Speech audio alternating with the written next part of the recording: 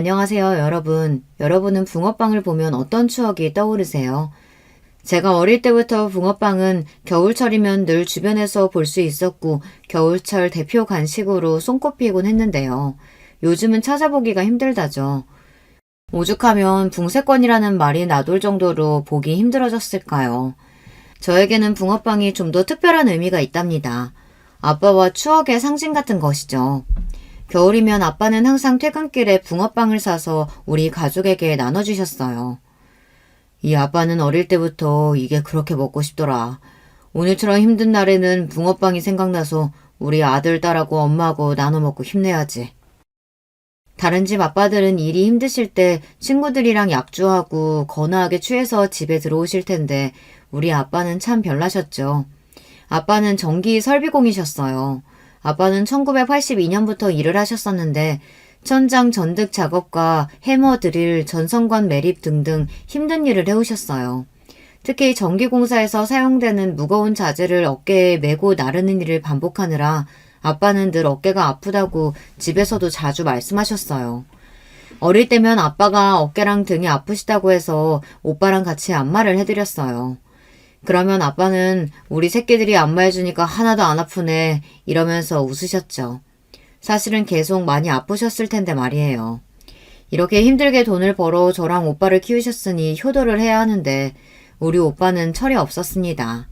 친구들하고 나가서 축구하고 지면 싸우다 오는 게 하루 일과였거든요.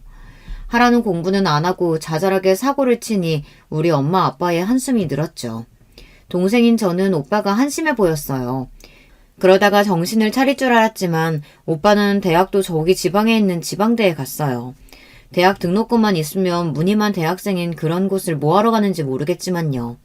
그래도 아들 대학 보낸다고 공부 하나도 안 하는 오빠를 위해 등록금 4년 동안 내주셨습니다. 뿐만인가요? 지방이니까 자취한다고 해서 방 월세며 식비며 다 부모님이 대주셨어요. 오빠보다는 조금 철든 저라도 열심히 공부해서 성공해야 했습니다. 저는 여중여고를 졸업했는데 거기에서도 늘 전교권 성적으로 다니다 중앙대학교 약학대에 입학했어요. 그렇게 대학교 생활을 하던 중에 우리 집에 큰일이 들이닥쳤습니다. 제가 대학교 3학년 때 아빠는 일하시던 도중 허리가 끊어지는 극심한 통증을 느끼고 쓰러지신 거예요. 회사에서 응급병원으로 옮겨졌지만 어깨 부분 파열과 추간판 탈출증이라는 허리 디스크를 진단받고 입원해서 수술을 받으셔야 했습니다. 20년이 넘는 세월 동안 반복해서 힘든 전기공사를 수행했던 아빠는 이미 몇 년 전부터 어깨와 허리의 통증이 심해져 잘 움직이지 못하셨더랬죠. 하지만 아빠는 진통제를 먹어가며 일을 멈추지 않으셨습니다. 아빠는 대학생인 저와 오빠를 졸업할 때까지 뒷바라지해야 한다는 신념이 있으셨기 때문이죠. 그동안 아빠는 퇴근 후에는 거의 침대에 누워 계시면서 엄마는 파스를 붙이고 얼음찜질을 해가면서 하루하루 버티다 그만 더 이상 몸이 버티질 못한 거예요. 아빠가 병원에서 수술을 받으셨지만 그 이후 전처럼 사시지는 못했습니다. 제대로 일어나서 걷지도 못할 만큼 거동이 힘들어졌기에 하시던 일도 그만두어야 했습니다. 우리나라가 선진국 반열에 오르던 참이라지만 아직도 근로자들의 대우는 열악하기 그지 없었습니다. 분명 아빠는 업무상 재해로 인해 반불구의 몸이 되셨지만 회사에서는 위로금 5천만 원 외에 산업재해로는 인정해줄 수 없다고 나왔어요. 원통했지만 회사에 소송을 걸기엔 우리는 평범한 소시민으로 쉽지 않았습니다. 그저 위로금을 생활비로 까먹으면서 살아야 했습니다. 전 집안 사정이 나빠지자 어두운 얼굴로 대학교를 다녔습니다. 그런 저의 힘든 상황을 눈치채고 다가와준 사람이 있었어요. 바로 정기준이라는 남자애인데 같은 중앙대학교 전자공학과의 친구였습니다. 기준이는 빠른 년생으로 저보다 1살 어리지만 같은 학번으로 친구처럼 지냈어요. 지난 학교 축제 때 우리과 행사 부스에 놀러왔던 기준이는 저를 처음 만났습니다. 그 이후부터 우리는 친구처럼 자주 보고 지냈어요. 민희야, 요즘 무슨 일 있어? 너 요즘 표정이 너무 안 좋아서 걱정된다. 친구들에게 우리 집 사정을 얘기하는 것이 부끄럽다는 마음에 애써 그 질문을 피했어요. 하지만 기준이는 어떤 눈치를 채곤 저에게 집요하게 물어봤고 전 간단하게 우리 아빠가 다친 사정을 털어놓았어요. 난 중학교 때 우리 엄마가 폐암에 걸리셔서 엄마 옆에서 간호해드린 적도 있어. 그러다가 몇 년 못 사시고 돌아가 버리셨지만 말이야. 민희네 아빠가 잘못되셨으니 걱정이 많겠다. 내가 같이 도와줄게. 나 업무 간병도 해왔던 경력자라고. 아빠 일로 상심했던 저를 기준이는 위로해주고 도와주었습니다. 기진이는 아빠의 허리에 사용할 의료 보조기구를 사러 의료기기상에 같이 가주기도 하고 아빠의 재활치료 병원을 조사해서 알려주기도 했어요. 기준이는 고작 대학생인데 이렇게 어른스럽게 절 도와주는 모습에 기준이를 향한 점차 제 마음이 이전과 달라졌습니다. 저를 오랫동안 한결같이 좋아해 주었고 우리 집 사정을 알고 친오빠보다 더 오빠처럼 든든했던 기준이가 이제 남자로서 좋아지기 시작했어요. 어느새 전 기준이의 여자친구가 되었고 대학교에서 수업 외의 시간에는 같이 밥을 먹고 도서관에서 공부를 하는 돈독한 캠퍼스 커플이 되었습니다. 둘 다 졸업 후 취직을 해야 하는 나이가 되었지만 전 약사 국가시험을 준비했고 기준이도 전자회사, 즉 삼성과 LG 같은 대기업 취직을 준비했습니다. 저는 원래 성실하고 열심히 공부하는 스타일이었어요. 대학을 다니는 내내 시험기간 전후로는 학교 도서관에 살았을 정도니 학점도 좋았어요. 하지만 기준이는 공부를 열심히 하는 학생이 되지 못했어요. 대기업을 준비한다면서 사트와 같은 각 회사별 지필고사를 준비해야 하는데 문제집은 펴보지도 않았는지 하얗기만 했습니다. 기준아, 너도 나처럼 집에서 도와주지 못하는 형편이면 우리 좋은 곳에 취직해서 돈 많이 벌어야 하잖아. 더 열심히 공부하고 취직 준비해보자. 하지만 기준이는 여전히 성실하지 못한 대학 생활을 이어갔습니다. 취직 준비나 공부보다는 동아리 활동하고 술 마시고 노는 건수에만 관심이 있어 했어요. 열심히 준비한 끝에 저는 결국 약사 면허 시험에 합격해서 보건복지부 장관의 약사 면허를 취득했습니다. 그리고 대학을 졸업한 뒤에는 교수님 추천으로 대학병원 약사에 취직할 수 있었어요. 병원에 다니면서 연봉이 5천만 원 정도로 괜찮은 수입을 벌고 있었어요. 하지만 기준이는 아직 취직하지 못하고 있었어요. 자기 학점과 시험 점수로는 안 되겠던지 금세 대기업을 포기하고 정신 차리고 면접을 보러 다녔습니다. 결국 기준이가 어떤 전자회사에 취직을 했어요. 저는 기준이의 취직을 무척 축하해 주었지만 기준이는 울상이었습니다. 내가 다닐 회사가 화성시에 있어. 서울에서 출퇴근을 어떻게 하냐. 기준이는 멀리 떨어져 있는 회사에 다니느라 아침 6시 반에 나와 퇴근은 8시는 되어야 할 수 있으니 죽을 맛이었습니다. 대학교 때 놀기 좋아하던 친구가 갑자기 직장인 생활을 하려니 어려운 것이 당연하겠죠. 그래서 저는 기준이에게 맛있는 음식도 사주고 넥타이도 선물해주면서 기준이를 응원해 주었습니다. 그렇게 우리 둘 다 직장인이 되어 열심히 일을 하며 살고 있었어요. 그러던 어느 날 기준이와 주말 데이트를 하고 있었는데요. 그날따라 기준이의 얼굴은 긴장해 있었어요. 기준아, 무슨 일 있어? 오늘따라 좀 불안해 보이는걸? 민희야, 이 청혼 반지 받아줘. 우리 결혼하자. 기준이는 눈을 질끈 감고 저에게 금색 반지 케이스를 내밀었습니다. 지금 나한테 청혼하는 거야? 나 고작 27이고 넌 26인데 벌써 결혼하자고? 예상치 못한 청혼에 전 조금 당황했어요. 우리 나이는 아직 결혼 정년기에 못 미쳤고 사회생활을 한 지 2년도 채 되지 않는 사회초년생이었으니까요. 기준아, 결혼하려면 같이 살 집은 마련해야 할 텐데 넌 돈 모았어? 아니, 그냥 같이 살면서 돈 모아서 집 사면 안 돼? 나 혼자 벌어서 어떻게 집을 사겠어. 너랑 같이 모으면 되지. 하지만 난 아직 우리 집에 생활비 드리고 있어. 벌써 결혼해버리면. 부모님께서 헌신해서 저를 대학 졸업까지 잘 키워주셨으니 이제야 생활비도 좀 드리면서 갚을 수 있게 되었는데 이렇게 일찍 결혼한다는 것이 망설여졌습니다. 기준이 너도 아빠랑 둘이 살고 있다며. 설마 니네 아빠 모시고 살자는 얘기야? 무슨 소리야. 나 그렇게 꽉 막힌 남자 아니다. 우리끼리 살아야지. 아빠 허락은 이미 받았어. 우리 아빠는 독립적인 분이라 혼자 살아도 아무렇지 않은 분이고 약사 며느리 보겠다며 좋아하시던데? 기준이는 계속 저에게 결혼하자고 설득을, 아니 졸라댔습니다. 저도 어차피 결혼을 할 거라면 기준이랑 하고 싶었으니 결혼을 할 마음을 갖게 되었죠. 그리고 부모님께 기준이에게 청혼을 받았고 천천히 결혼 준비를 하고 싶다고 말씀드렸어요.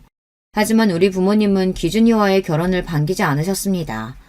대학교 때부터 기준이를 사귄 사실은 알고 계셨지만 대학병원 약사로 있는 우리 딸이 그래도 좀 더 좋은 조건의 남자와 결혼했으면 하는 마음이셨죠.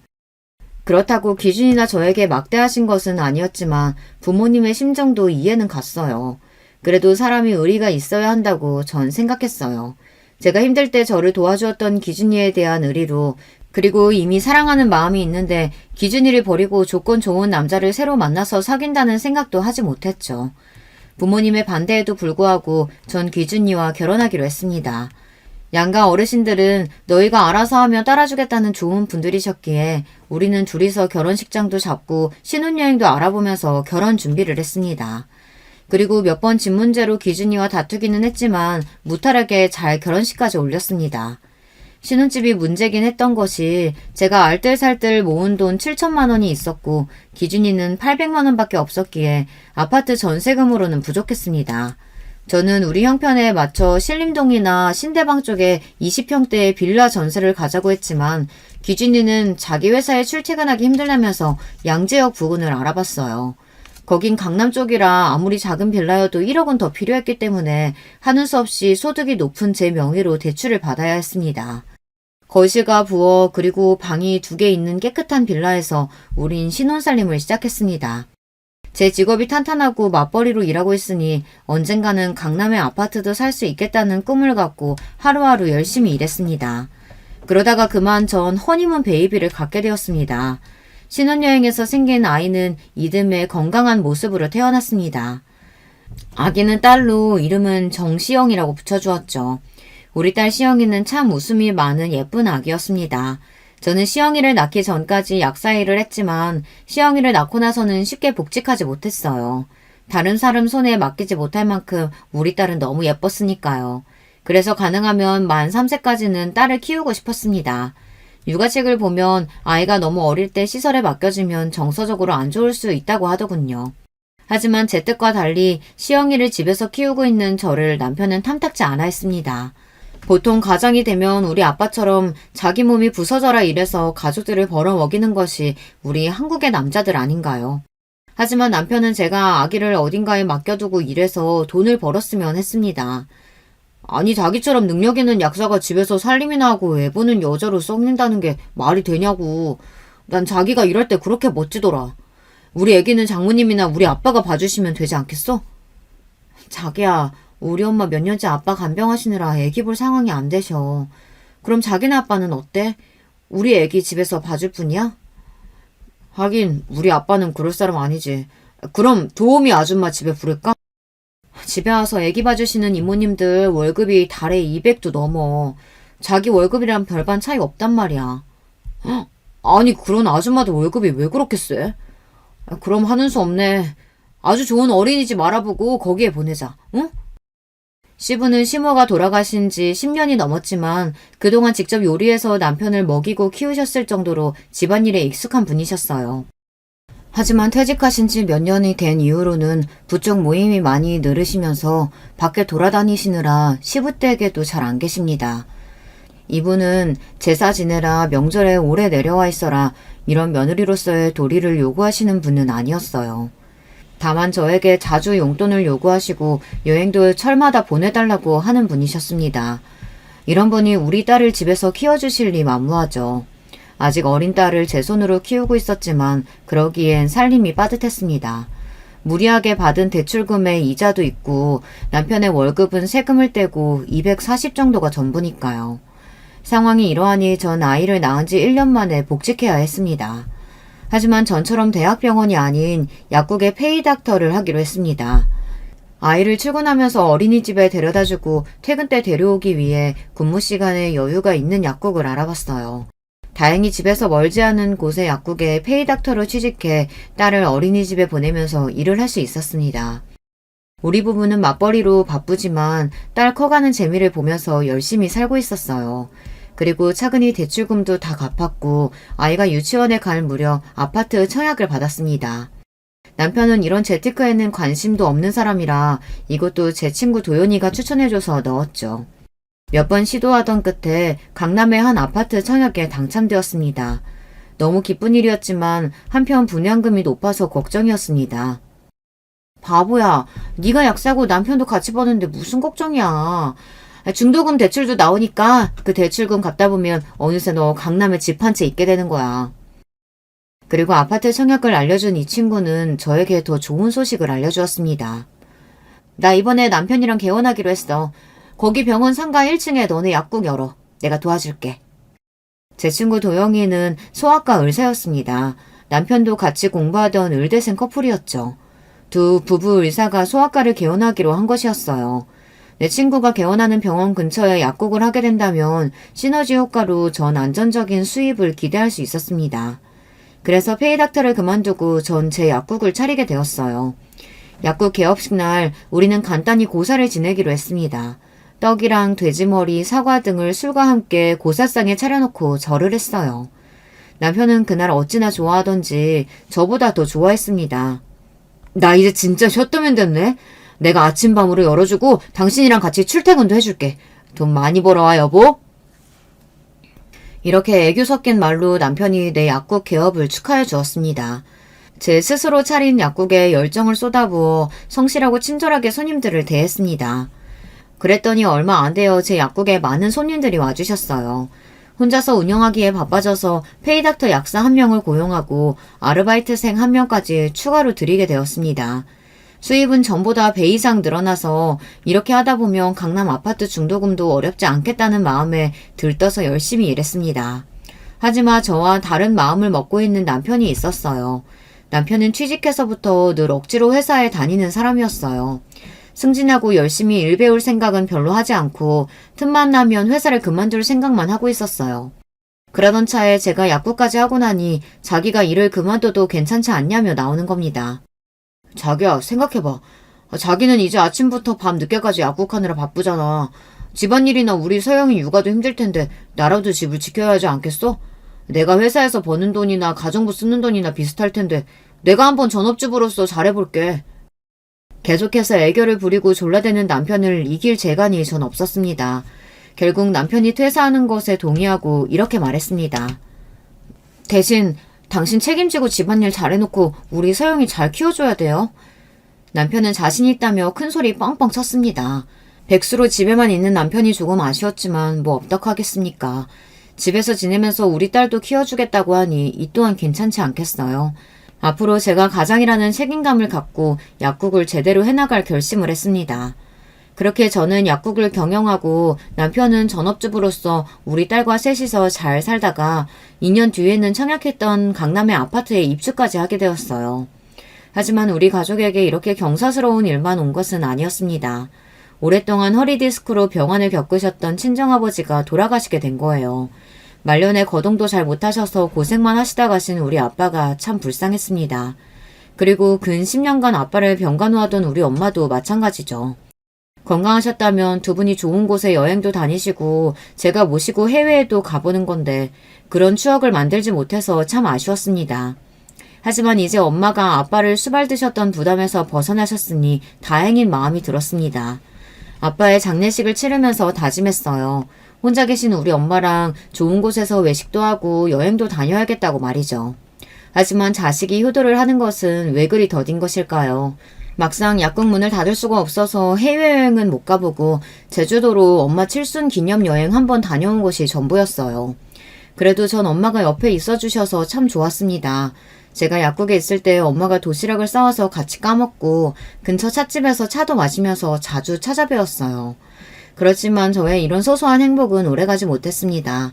엄마의 칠순 생일이 지난 지 몇 달 안 되었던 어느 날 엄마가 갑자기 쓰러지셨다는 연락을 받았습니다. 버스를 타고 있던 엄마가 갑자기 쓰러지셔서 같이 탄 승객분께서 구급차를 불러 다행히 금방 병원으로 옮겨져서 위기를 넘길 수 있었다고 합니다. 엄마는 뇌혈관의 이상으로 뇌경색이 나타나셨고 목숨은 건지셨지만 얼굴 일부와 팔다리 한쪽을 잘 못 움직이셨어요. 의사는 뇌경색 후유증으로 이런 신체 기능 마비 증상이 생겼지만 확실한 치료제가 있는 것은 아니라서 집에서 잘 보살펴드려야 한다고 설명했습니다. 불쌍한 우리 엄마. 아빠 수발을 드시느라 고생만 하다가 아빠를 보내드리고 나서 좀 편하게 사실 줄 알았는데 1년이 지나서 이렇게 본인 몸이 상하셨으니 말입니다. 우리 엄마 인생이 너무 안쓰러워서 가슴이 찢어질 듯 아파왔어요.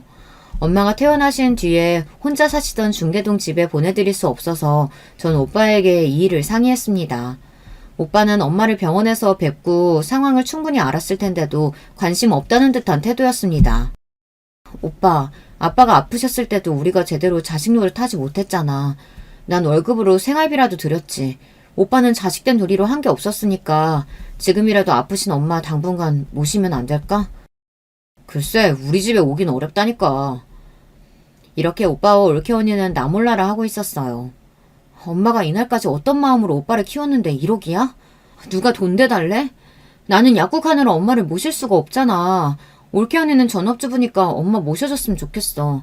대신 내가 간병비는 보탤게. 야, 오라비 앞에서 약국해서 돈 번다고 유세냐? 우리 아표가 죽어도 못하겠다는데 어떻게 강요하겠어. 그리고 나도 지금 사업 준비하고 있어서 어렵단 말이야. 어쩔 수 없이 전 엄마의 퇴원 수속을 마치고 우리 집에 모셔왔습니다. 그리고 남편을 안방에 불러서 조심스럽게 이야기했어요. 오빠가 친정엄마 모시기 힘든 상황이라고 해서 당신만 괜찮으면 우리 집에 당분간만 지내시게 해도 될까? 그래, 그렇게 하자. 저는 제 길을 의심했습니다. 고민 끝에 어렵게 한 부탁을 이렇게 흔쾌히 승낙해주다니 그런 남편이 너무 고마워서 눈물이 날 것 같았어요. 자기야, 정말 너무너무 고마워. 도움이나 뭐 필요한 거 있으면 내가 다 해줄 테니까 엄마 거동만 좀 도와주면 좋겠어. 퇴근하고 나서는 내가 할게. 그래, 엄마도 간호했던 나한테 어렵지 않으니까 너무 신경 쓰지 마. 장모님이 어디 아프신 건 아니잖아. 그냥 밥 차려드리고 움직이실 때 도와드리면 되는 거지? 응, 맞아. 그리고 식사 후엔 꼭 병원에서 타원약 드리고 그것만 해주면 돼. 전 아주 큰 짐을 벗어버린 기분이었습니다. 남편이 친정엄마를 모셔준다면 모든 일이 만사형통이었으니까요. 마침 집에 있던 드레스룸으로 쓰던 작은 방 하나를 정리해서 엄마가 사용하실 침대와 안락의자를 놓아드렸어요. 미니야, 아니 정서방이 나 여기 있어도 된대? 너네한테 패기치기 싫은데 그저 어디 요양원이라도 가야 하는 거 아닐까? 엄마, 정서방이 참 사람이 괜찮아. 아주 흔쾌하게 엄마 모실 수 있다고 자기가 나서는 거예요. 엄마는 아무 부담 느끼지 마시고 우리 집에서 편하게 지내시면 돼요. 퇴근하고는 내가 봐드릴 테니까 나 없는 동안 필요한 거 있으면 편하게 정서방한테 이야기하세요. 네? 이렇게 거동이 불편한 친정엄마를 모시면서 우리 가족은 잘 살고 있었습니다.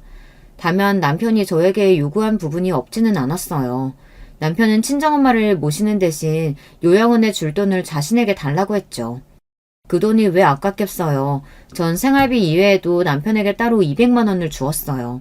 약국이 쉬는 날이면 제가 집에서 엄마와 지내고 남편에게는 외출하고 오라고 했습니다. 거기에 시부는 내 아들이 너 대신 효도를 해주고 있으니 너도 나한테 용돈으로 보상하라 이렇게 말씀하셔서 시부께 100만 원씩 보내드렸어요. 돈은 좀 들었지만 그래도 이렇게 함께 지낼 수 있으니 얼마나 다행이겠어요. 그렇지만 엄마를 모시고 산 지 반년 만에 감춰진 일들은 수면 위로 올라왔고 전 뒷목을 잡게 되었습니다.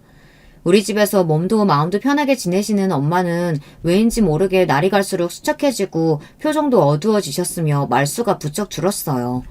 일이 벌어졌던 그날도 출근하면서 엄마의 컨디션이 안 좋아 보이셔서 어디 용한 한의원에 모시고 가서 보약 한 채 해드려야겠다고 생각해서 엘리베이터를 기다리고 있었습니다. 그때 앞집 할머니가 나오셨어요. 좋은 아침이에요, 할머님. 오랜만에 얼굴 뵙네요. 응, 요즘 약국 하느라 바쁘다면서? 그래서 집에 늘 친정엄마랑 남편만 있는 것 같더니. 에휴, 그래도 그러면 안 되지. 네? 어떤 걸 그러면 안 된다는 말씀이세요? 아니. 앞집 할머니는 무의식 중에 튀어나온 자신의 말에 당황하는 눈치였습니다. 왠지 불길한 예감이 스쳤고 저는 할머니께 말씀 좀 해달라고 계속 채근했습니다. 아유, 우리 집 애가 남의 집이라는 간섭하는 거 아니라고 입 다물라고 했는데 에휴, 나도 모르겠다. 나 또래 어르신이 그러니 남일 같지 않고 내가 영 마음이 안 좋대. 있잖아, 그 집 남편이 아무래도 엄마를 잘 못 모시는 것 같아. 내가 현관문 밖에서 거기 엄마가 울고 남편 소리 지르는 걸 몇 번이나 들었거든. 그리고 잘 못 보던 젊은 여자가 그 집에 몇 번이나 들어가던데 그 여자가 화장도 요란하고 살을 여기저기 다 내놓고 다니는 모양새가 영 보통 여자 같지가 않어. 웬 술집 여자 같단 말이지. 앞집 할머니의 말씀을 듣고 난 저는 약국 위층 병원으로 가서 친구에게 이 일을 털어놓았습니다. 예, 아무래도 니네 남편 의심스럽다. 이럴 때 남편한테 물어봐봐야 딱 잡아떼면 그만이지 않겠어? 그럼 이렇게 하는 게 어떨까? 집에 CCTV를 몰래 달아봐. 친구의 얘기대로 인터넷을 검색해서 CCTV 몇 대를 구매해서 집안 곳곳에 남편 몰래 달아두었습니다. 그리고 떨리는 마음으로 3일 동안 녹화된 영상을 약국 문을 열기 전 이른 아침 혼자 보기 시작했어요. 그 영상을 보고 나서야 전 뒤늦게 알게 되었습니다. 영상 속 우리 집 안에서는 악마와 같은 일들이 벌어지고 있었습니다. 남편은 자기 아침상을 차리는 모양인지 생선과 고기를 구워서 식탁에 맛있는 한 상을 차려 올렸습니다. 거기에 밥숟가락과 밥만 올린 뒤 엄마를 모셔와서 함께 드실 줄 알았어요. 하지만 남편은 혼자 식탁에 앉아 TV를 보며 그 맛있는 음식들을 혼자 먹어치웠습니다. 식사를 마친 남편은 접시에 밥 한 덩이, 김치랑 남은 밑반찬 몇 개를 담았어요. 거기에 고기나 생선도 올리지 않은 그 부실한 섞은밥 하나만 갖고 엄마 방에 들어갔습니다. 그리고 숟가락 하나로 엄마의 입에 그것들을 무성의하게 집어넣는 거예요. 우리 엄마는 원체 밥도 꼭꼭 씹어 천천히 드시는 분이고 국 없이는 아침 식사도 못하는 분인데 그렇게 우겨 넣으니 중간중간 캑캑하면서 체하셨어요. 남편은 그 모습을 보고 가만히 있고 엄마는 겨우 물을 조금 마셔가면서 진정하셨습니다. 나중에 안 사실이지만 남편이 엄마의 밥을 억지로 먹이는 과정에서 흡인성 폐렴까지 오셨던 거예요. 저와 딸이 함께 있을 때면 남편은 제대로 식사를 차려 엄마를 휠체어에 모시고 와서 식탁 자리에 잘 모셔다 드리고 함께 먹었어요. 엄마가 숟가락을 드시면 거기에 자기가 이것저것 반찬도 올려드리고 했단 말입니다. 하지만 제가 없을 때마다 이렇게 비인간적으로 엄마에게 식사를 드렸던 거예요. 엄마 얘기로는 그마저도 하루 삼시세끼도 못 얻어먹었대요. 집에만 누워있는 노인네가 많이 먹어봐야 똥오줌만 많이 싸지. 뭘 더 먹겠다는 거예요. 적당히 좀 먹어요. 라고 하면서 두 끼만 챙겨줬던 겁니다. 어쩐지 제가 엄마 간식으로 사다 놓은 영양갱이나 과자들을 너무 금방 다 드셔버려서 간식 욕심이 생기셨나 했더니 실은 배고파서 그걸 드신 거였어요. 남편은 엄마의 간병 전부를 맡는다고 했지만 여자인 엄마의 자존심상 성인용 기저귀와 속옷은 제가 아침 저녁으로 갈아드렸습니다. 대신 낮 시간 동안에 화장실 가시고 싶을 땐 남편이 모시고 변기에 앉혀드리는 것만 부탁했어요. 하지만 영상 속에서 엄마는 안절부절 못하면서 화장실에 가고 싶어 했음에도 남편은 이 요구를 무시한 채 누워서 핸드폰만 하고 있었어요. 급기야 엄마가 참지 못하고 바지에 소변을 보고 말았는지 남편은 그런 엄마에게 막 소리를 지르고 옆에 있던 휴지각을 던져버리는 게 아니겠습니까? 엄마는 너무 창피하고 무서워서 그저 팔을 살짝씩 버둥거리는 것 밖에는 할 수가 없었고 그저 울고만 계셨습니다. 남편이 그동안 우리 친정엄마를 소홀히 모시는 차원을 넘어 괴롭히고 무시했다는 사실에 너무 놀라 한참 동안 뛰는 가슴을 진정시켜야 했습니다. 그리고 배신감과 남편에 대한 분노가 올라왔지만 일단 우리 엄마를 안전한 곳으로 모시고 가야겠다는 생각이 들었어요. 이 사실을 확인하자마자 저는 약국 문을 닫고 집으로 달려갔습니다. 오전 시간인데도 집에 남편은 없고 엄마 혼자 계셨어요. 아니, 네가 어떻게 여길... 평소라면 오지 않을 시간에 갑자기 연락도 없이 집에 온 저를 보고 엄마는 몹시 놀라셨어요. 엄마, 나 다 알고 왔어. 왜 이러고 계신 거예요? 왜 혼자서 울고 있어? 나한테 진작 말을 하지. 왜? 눈이 벌겋게 부어있으신 걸 보니 울고 계셨나 봐요. 그런 엄마 모습을 보고 전 너무 화가 나고 속상해서 엄마에게 말도 안 되게 퍼부었어요. 아니다. 그냥 정서방이랑 조금 다툰 것 뿐이야. 평소에는 나한테 잘해주고 서로 사이 좋아. 딸한테까지 거짓말하지 마세요. 제가 CCTV로 다 보고 왔어요. 엄마 이렇게 살고 있는지도 모르고 내가 정말 미안해요. 우리 엄마 내가 모시겠다고 데리고 와놓고선 이렇게 힘들게 만들어버렸으니 다 내 잘못이에요. 우리 당장 이 집에서 나가자고요.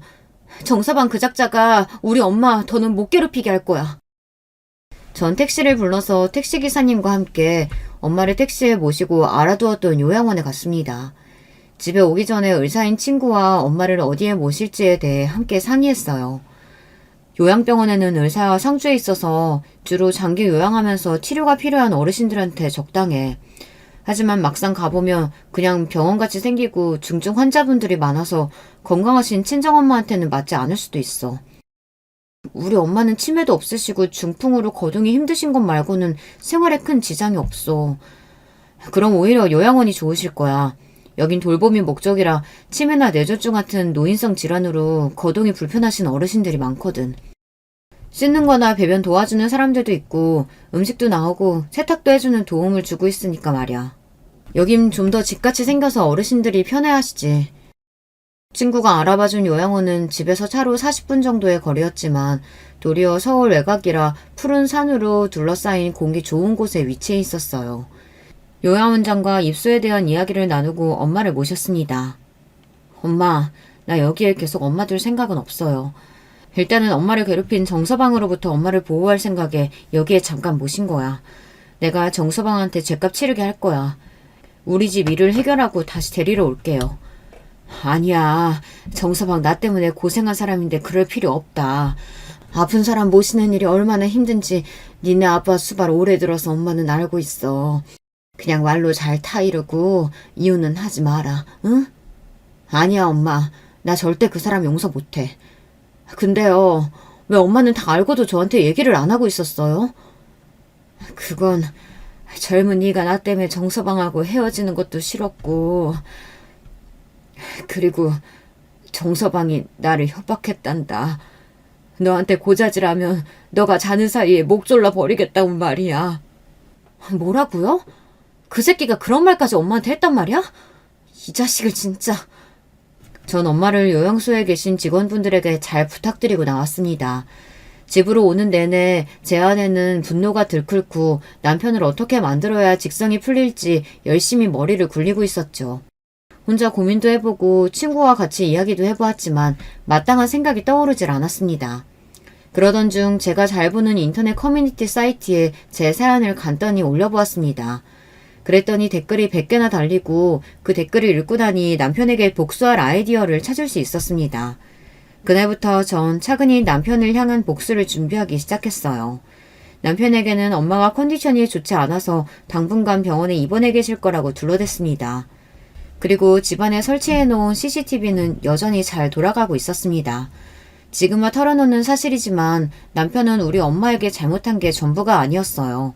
2, 3일에 한 번씩은 어떤 여자가 우리 집 안방에서 남편과 그 짓을 벌인 것입니다. 그것도 우리 친정엄마가 건너방에 계실 때 말이죠. 거동이 불편하시다고 해도 우리 엄마가 이 사실을 모를 리 없는데 정말 천인공노할 짓을 남편은 벌인 거예요. 뒷조사를 해보니 그 여자는 룸사롱에 있는 술집 여자인데 남편이 그 여자를 만난 지는 이미 한참 된 모양입니다. 밖에서도 만나고 우리 집에 아무도 없는 시간대에 불러내 내 방 침대에서 그 짓거리까지 벌인 거예요. 남편은 우리 엄마를 모신 뒤에도 그 술집 여자를 당당히 집에 불렀고 엄마가 저에게 고자질을 할까봐 저를 죽여버릴 거라고 협박까지 했던 거죠. 집에서 살림하고 우리 딸과 친정엄마를 보살펴준다는 명목으로 돈 한 푼 안 벌어와도 감사한 마음으로 살았는데 게다가 지 용돈과 지 예비 용돈까지 몇백을 주었는데 이렇게 제 뒤통수를 친 겁니다. 전 술집 여자와 벌인 이 일을 영상 그대로 저장해서 제가 수임한 이혼 변호사에 이메일로 보냈습니다. 부끄러운 영상이지만 이혼 과정이 순탄치 않다면 유용한 증거로 쓰일 테니까요. 전 사실 처음부터 이혼할 마음을 먹고 변호사를 구해 이혼 준비를 하고 있었습니다. 저는 의뢰한 변호사에게 신신당부했어요. 변호사님, 저는 남편한테 내 딸의 양육권도 집도 재산 분할도 하나도 해주지 않을 겁니다. 알몸으로 쫓아내는 것이 제 목표예요. 저 좀 도와주세요. 걱정 마세요. 의뢰인분 심정 충분히 이해합니다.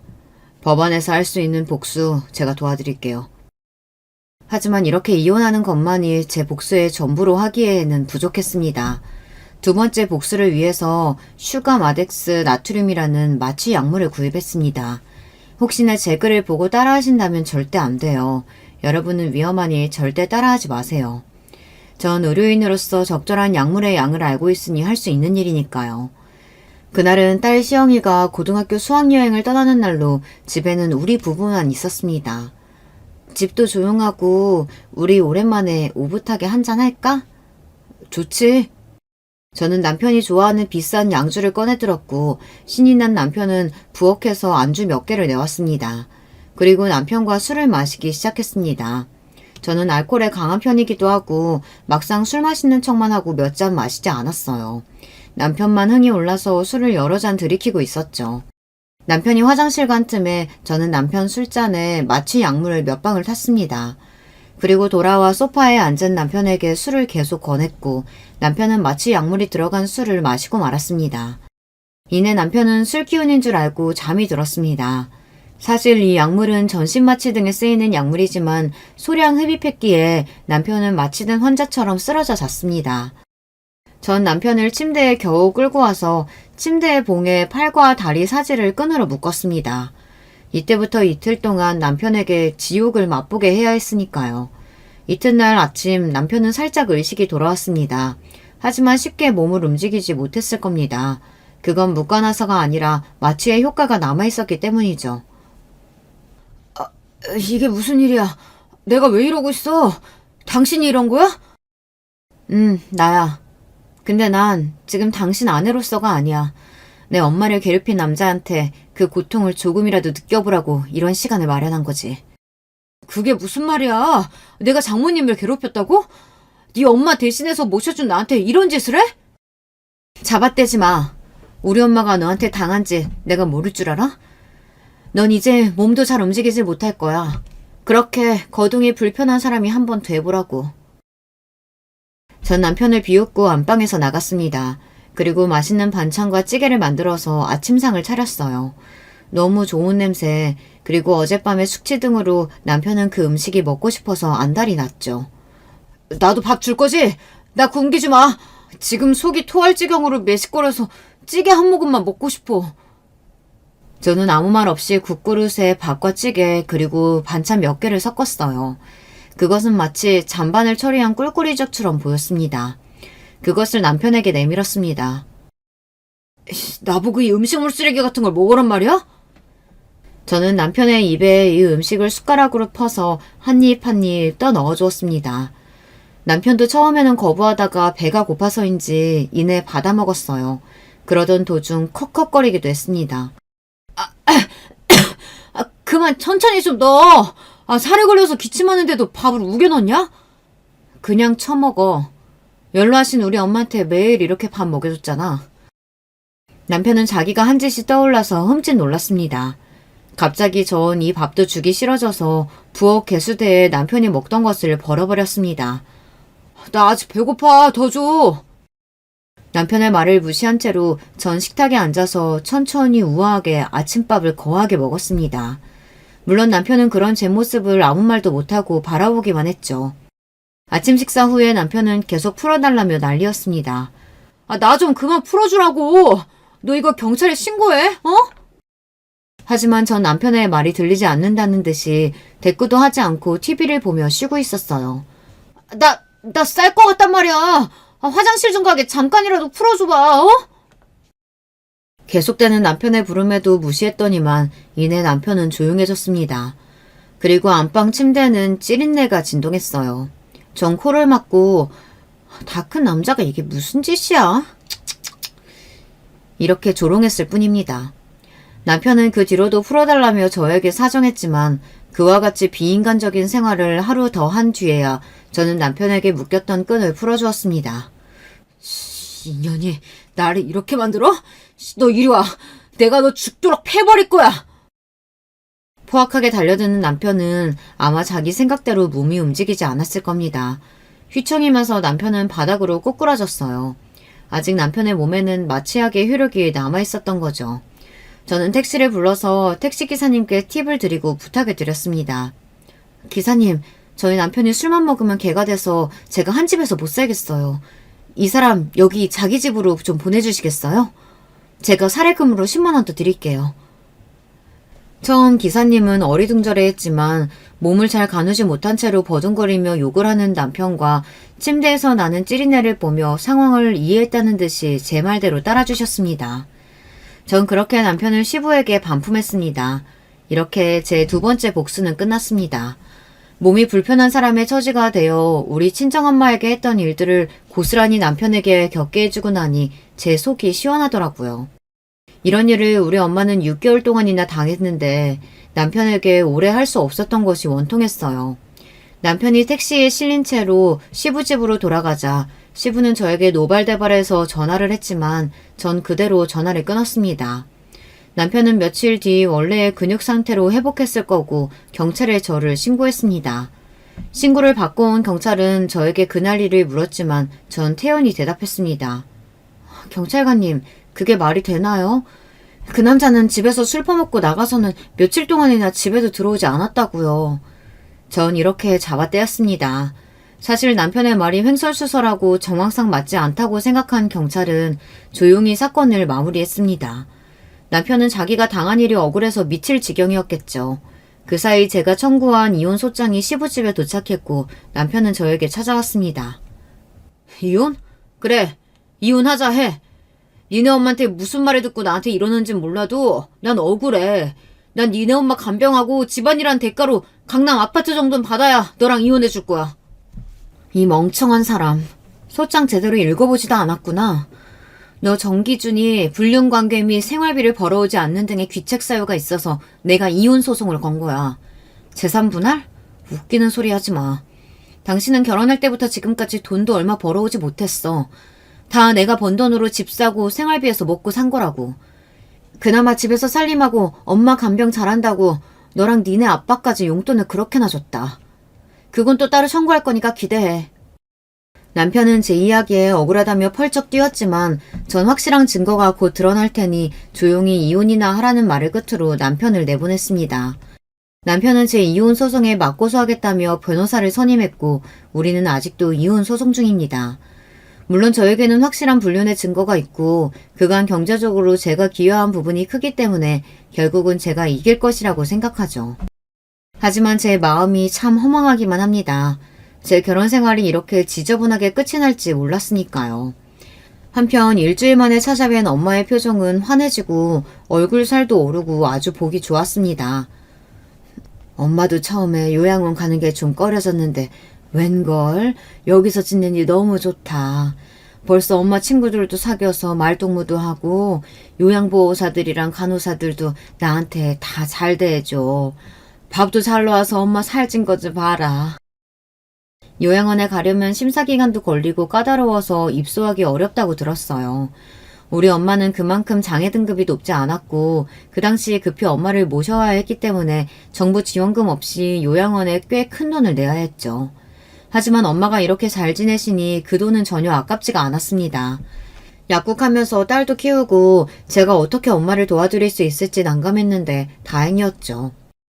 엄마, 괜히 나 듣기 편하라고 그러시는 거 아니죠? 아유, 진짜라니까.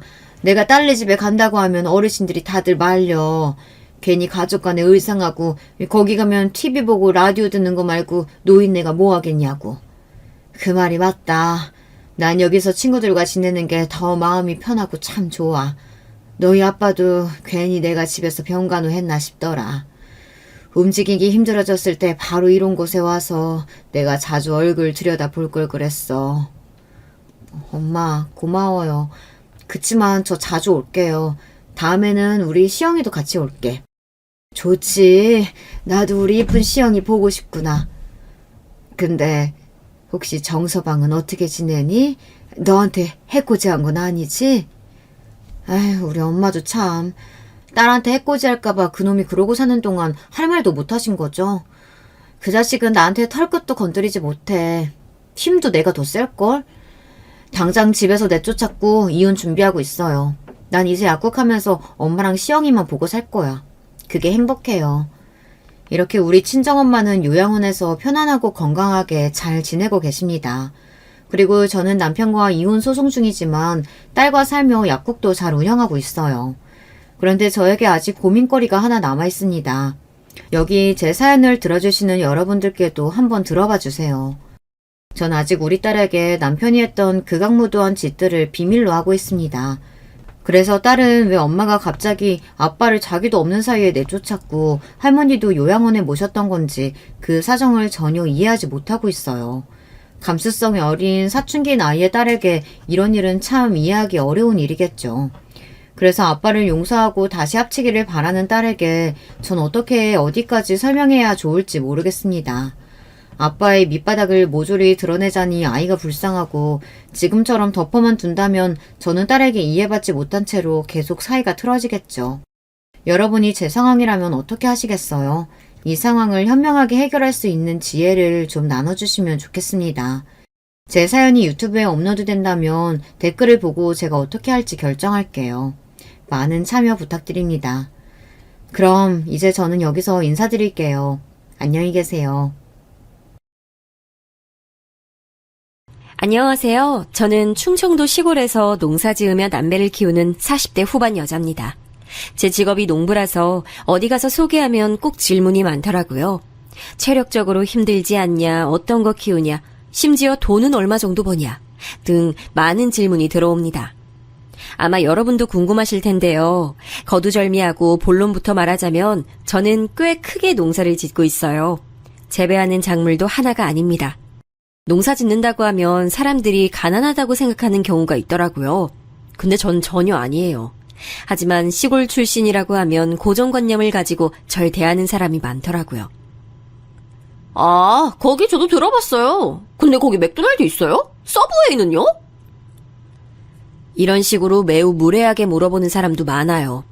물론 우리 지역은 시골이고 겉으로만 보면 되게 한적합니다. 대형마트도 없고 유명한 프랜차이즈 가게도 없으니까요. 그런데 그렇다고 제가 불행하게 자란 건 전혀 아니에요. 부족하게 자라지도 않았고 지금도 여유롭게 살고 있습니다. 시골에서 저처럼 농사 지으며 사시는 분 중에 서울에 따로 자기 집이 있는 사람도 많아요. 저 역시 그렇습니다. 하지만 시골의 장점이라고 할까요? 한적함이 주는 여유가 참 좋습니다. 여유를 느끼고 자연을 느끼는 게 얼마나 좋은지 몰라요.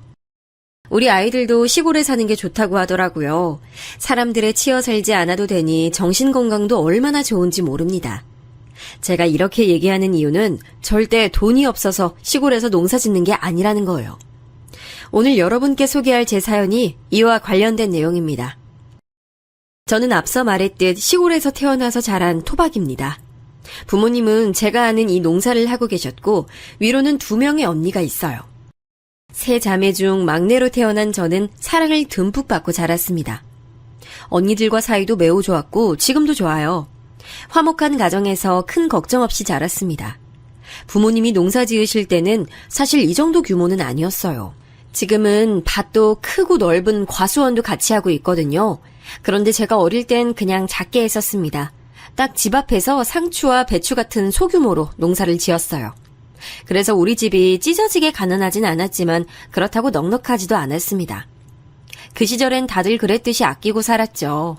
저는 교복도 새 것으로 입어본 적이 없어요. 언니들이 물려준 교복을 입었거든요. 넉넉한 집안이 아닌데 애가 3명이나 있으니 그건 어쩔 수가 없었습니다. 첫째 언니는 고등학교를 졸업하고 바로 공장에 들어갔어요. 신발 공장이었는데 언니가 공장에 들어가며 그나마 형편이 조금 나아졌습니다.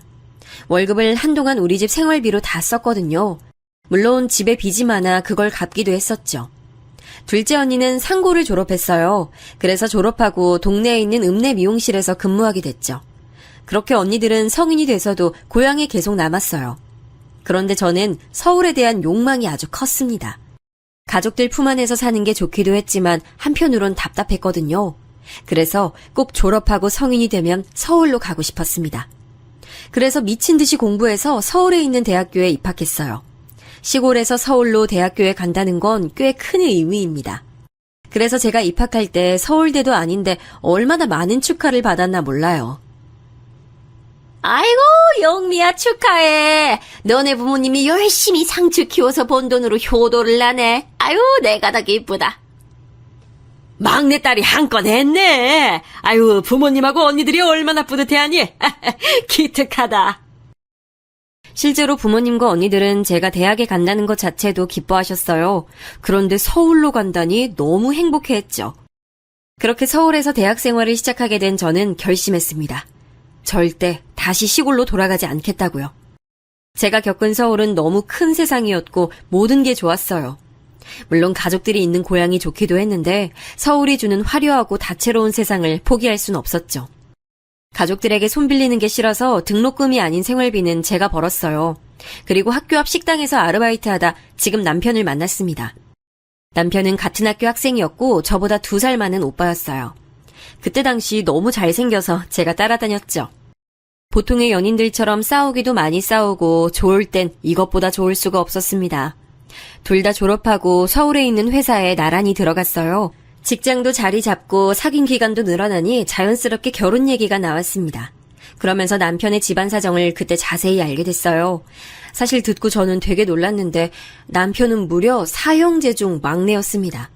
물론 연애하면서 서로 가족 얘기도 하니까 어느 정도는 눈치챘는데 형이 3명이나 있을 줄은 전혀 몰랐어요. 항상 남편은 저에게 그냥 형이라고 지칭하는 경우가 많았거든요.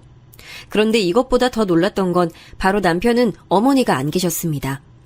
평소에 가족 얘기를 꺼리던 이유가 이거였어요. 저도 3자매 중 막내로 자랐으니 형제가 많은 건 문제가 되지 않았습니다. 어머니가 계시지 않다는 것도 놀라긴 했는데 그게 흠은 아니잖아요. 들어봤더니 지병으로 남편 중학생 때 돌아가셨다고 하더라고요. 그렇게 서로 집안 사정을 다 터놓고 얘기하고 각자 집으로 인사를 갔습니다. 그리고 저는 결혼 전에 파혼 얘기까지 나오는 사건이 발생했습니다.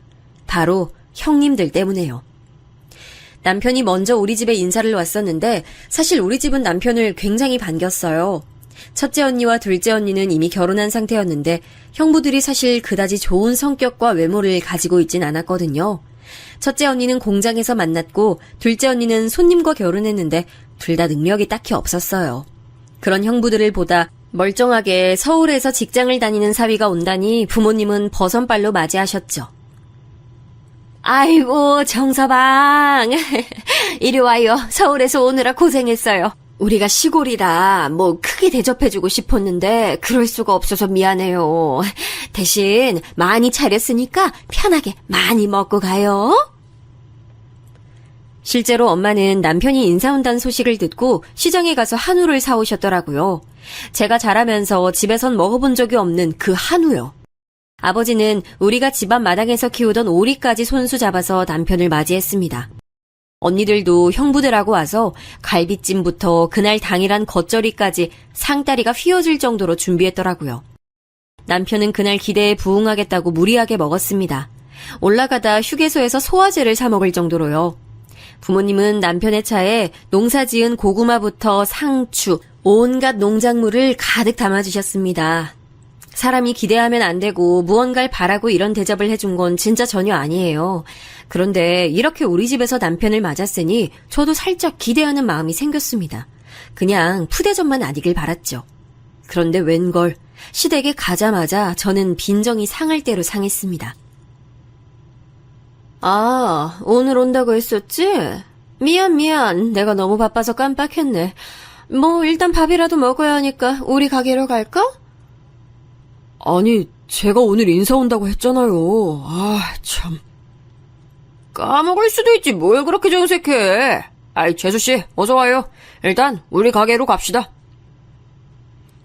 저는 시댁에 인사 간다고 백화점에서 옷까지 사입고 고급 한우와 과일 세트를 사서 갔거든요.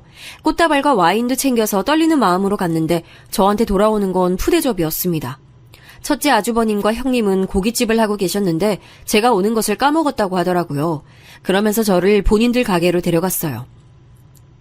그래, 얘기 이미 들어서 알겠지만 우리 집에 시어머니가 안 계셔. 오히려 동서는 좋을 거야. 다들 모난 성격이 있는 것도 아니고 시집살이 당할 일은 없잖아? 아버지도 병원에 계셔서 사실 우리 집안의 실질적인 가장은 우리야. 그냥 우리 부부를 시부모라 생각하면 돼. 오히려 좋을 거야. 우리가 이렇게 보여도 참 돈도 잘 벌고 능력이 있거든. 이 가게뿐만이 아니고 저기 골목 뒤에 또 가게가 있어. 행제한 거지. 진영이가 순하고 착하니까 결혼해서 살기엔 딱이지. 우린 명절엔 꼭 모이니까 그건 명심하고 가족들이 사이가 좋아서 행사가 많아. 첫째 아주버님과 형님은 저한테 대뜸 반말로 자기 자랑을 하기 시작했어요. 뭐라 대답해야 할지 몰라 가만히 있었습니다. 남편만 중간에서 어쩔 줄 몰라 했죠. 본인들 가게가 얼마나 잘 되는지부터 자식들의 학교 성적까지 온갖 자랑을 들었습니다. 사실 그 자리에서 제가 존중받는다는 기분은 들지 않았어요. 그래서 다른 형제들은 보지도 못했지만 현실적으로 결혼이 망설여졌습니다. 그런데 이걸 부모님께 전달하자니 너무 속상해하실 것 같았어요. 그래서 언니들한테만 말했습니다. 언니들은 당연히 제 편이었죠. 아니, 우리는 마당에서 오리까지 잡아서 대접했더니 이게 뭐야? 아니, 이건 우리 집안 무시하는 거잖아. 지금 시골 출신이라고 무시하는 거야? 뭐야? 나 너무 기분 나빠. 이대로는 결혼 못 시켜. 제부한테도 실망이야. 진영 씨도 몰랐대. 계속 몇 주 전부터 내가 온다고 했는데 그걸 까먹은 것 같더라. 시아버지가 병원에 계신다는 것도 몰랐어. 제가 인사를 다녀온 후 결혼 얘기가 나오면 침묵하자 남편은 눈에 띄게 당황했어요. 그러면서 저를 설득하기 시작했습니다. 나도 우리 큰형이랑 형수님이 왜 그랬는지 모르겠어. 그런데 워낙 바쁜 사람들이라 자기가 이해해주면 안 될까? 내가 앞으로 서운할 일 전혀 없게 할게. 남편은 계속 저를 설득했고 저는 그럼 상견례까지는 해야지 고민했습니다. 그리고 나머지 형제들도 만났는데 아니나 다를까 그 자리에서 우리 고향에 대해 언급하기 시작했어요.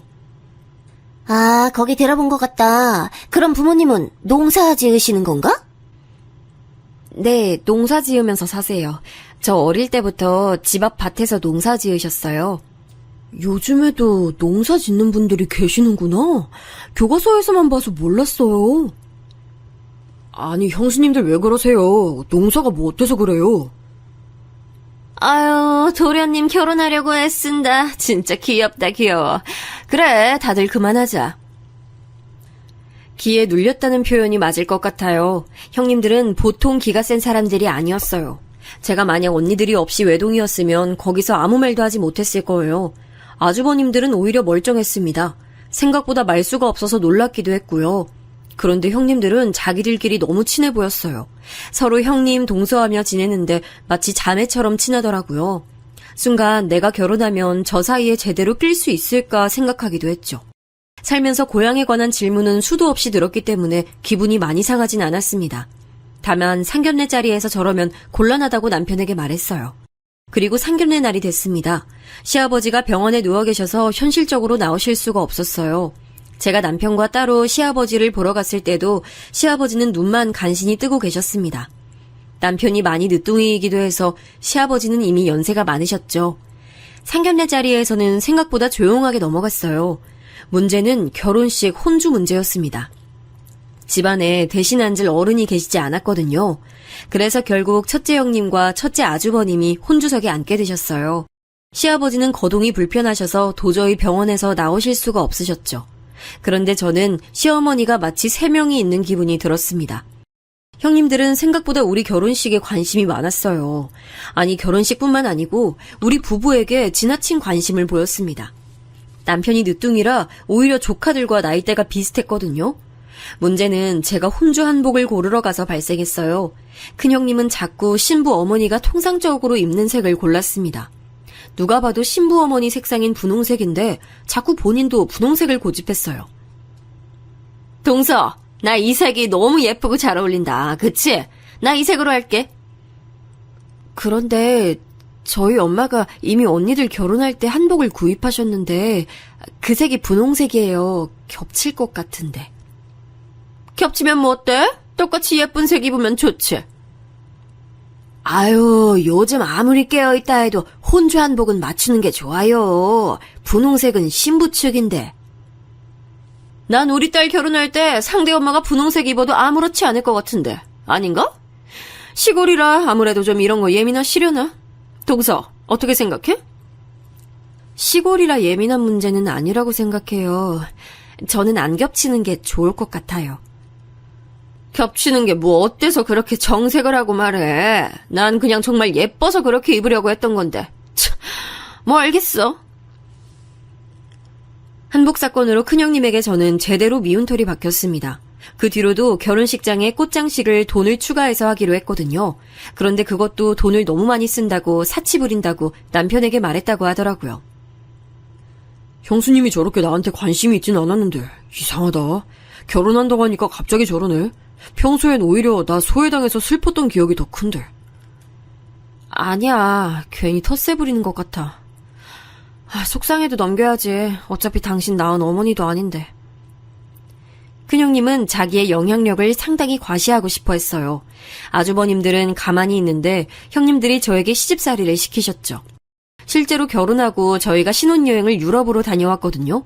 갔다 오며 선물을 사와서 시댁에서 같이 드렸는데 형님들 반응이 별로 좋지 않았습니다. 막내 동서 어려서 센스가 좀 있을 줄 알았는데 아니네. 난 더 비싼 거 기대했는데. 친정도 제가 막내라 챙길 식구가 많아서 그랬어요. 죄송해요. 아유, 뭐가 죄송해요. 이렇게 사온 거 자체가 대단한데. 너무 그러지 마, 다들. 요즘 애들은 다를 줄 알았지. 난 신혼여행 제주도로 다녀왔는데도 면세점에서 비싼 거 사왔었어. 당신 기억나? 우리가 첫째라 아버지가 기대가 많으셨지. 그때 면세점에서 완전 비싼 술 샀던 거 기억나네. 그러니까 그땐 이거에 거의 몇 배였지? 한 10배는 됐을 거야. 다음에 선물할 일 있으면 비싼 걸로 사드릴게요.